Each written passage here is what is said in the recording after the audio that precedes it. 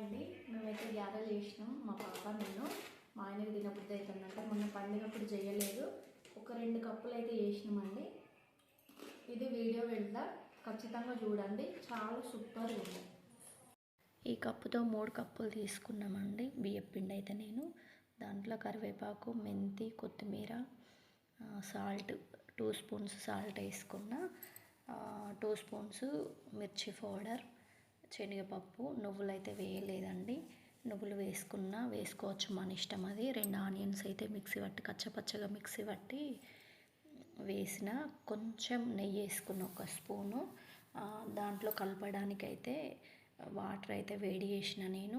అట్లా చాలా బాగుంటాయి గారెలు, ఇట్లా ట్రై చేసి చూడండి. కొంచెం నెయ్యి వేసుకున్నా కూడా బాగుంటుంది.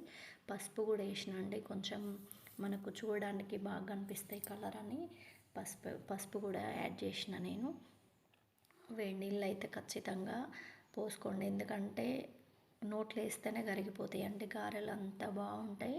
నేనైతే ఎప్పుడు చేసినా అట్లనే వేస్తా. మీరు కూడా ట్రై చేయండి. ఫస్ట్ టైం మా ఛానల్ని చూసేవాళ్ళు లైక్ చేయండి, సబ్స్క్రైబ్ చేసుకోండి, బెల్ ఐకాన్ మాత్రం ఖచ్చితంగా క్లిక్ చేయండి. నేను పెట్టే ప్రతి వీడియో మీకైతే నోటిఫికేషన్ ద్వారా ఖచ్చితంగా వస్తుందండి. మీరు ఇచ్చే లైక్ ఇంకొకరికి వీడియో రీచ్ అవుతుందండి. నేనైతే నేను ఇద్దరం, నేను ఫస్ట్ చేసిన, పాప ఈ ఒక్కటి ఏం చేసుకుంటుంది మమ్మీ అని పాప కూడా నాతోని, పాప ఒత్తేసింది. నేనైతే కాల్చిన అండి.